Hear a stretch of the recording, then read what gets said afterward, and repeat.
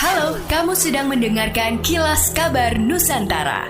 Podcast persembahan KG Radio Network menyajikan berita harian yang mengangkat keunikan dari berbagai wilayah Indonesia.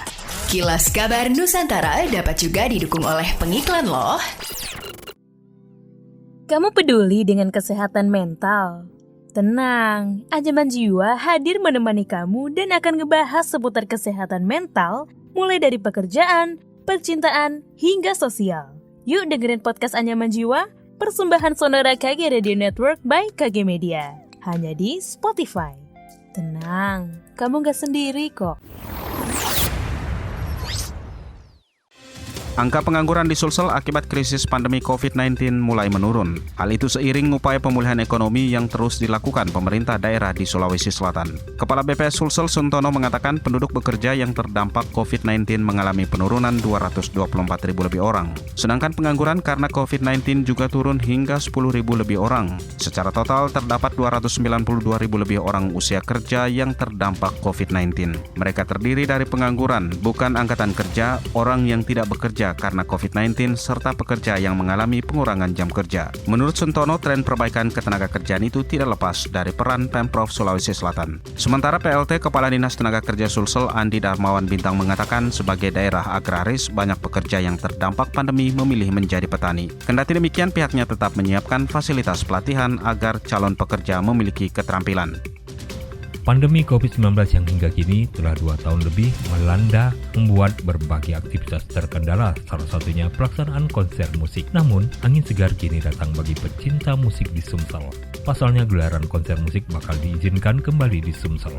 Kepala Dinas Kebudayaan Pariwisata Disbudpar Sumsel Aufa Sahrizal menyebutkan beragam konser musik dengan berbagai genre nanti akan diselenggarakan di Sumsel. Bahkan dirinya menyebut tengah mempersiapkan gelaran konser musik jazz di Sumsel. Oleh sebab itu diperlukan dukungan dari semua stakeholder terkait sebagai upaya awal kegiatan ini, salah satunya dukungan masyarakat. Menurutnya apabila antusias masyarakat sangat tinggi dengan gelaran konser tersebut, tentu akan ada banyak event organizer atau EO yang bakal menyelenggarakan acara tersebut. Dinas Kependudukan dan Pencatatan Sipil Kota Pontianak menyiapkan sebuah mesin anjungan Dukcapil Mandiri atau ADM. Wali Kota Pontianak Edi Rusdika Mutono mengatakan, penyediaan fasilitas mesin ADM ini untuk memberikan pelayanan yang cepat dan mudah bagi warga Kota Pontianak, terutama berkaitan dengan administrasi Dukcapil.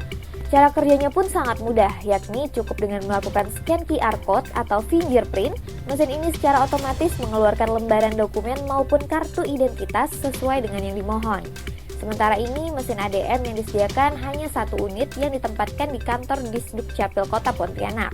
Namun ke depan, pihaknya akan memperbanyak mesin ADM yang akan ditempatkan di kantor-kantor camat. Hal ini tentunya untuk memudahkan dan mempercepat pelayanan Adminduk bagi masyarakat yang jaraknya jauh dari kantor Disdukcapil. Sementara itu, Kepala Disdukcapil Kota Pontianak Erma Suryani menjelaskan, fungsi ADM ini layaknya sebuah mesin ATM.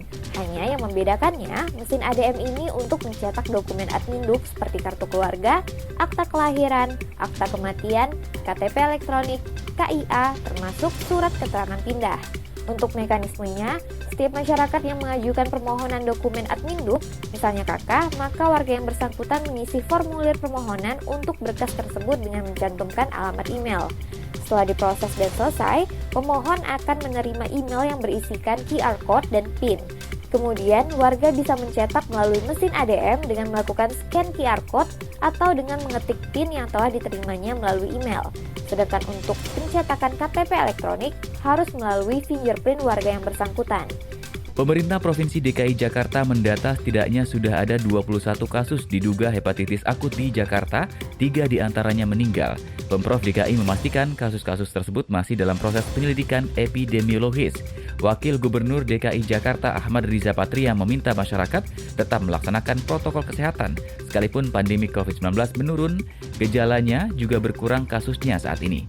Ia juga meminta anak-anak untuk menunda bermain di tempat-tempat umum seperti kolam renang bersama dan kegiatan bersama di ruangan tertutup. Demikianlah Kilas Kabar Nusantara pagi ini.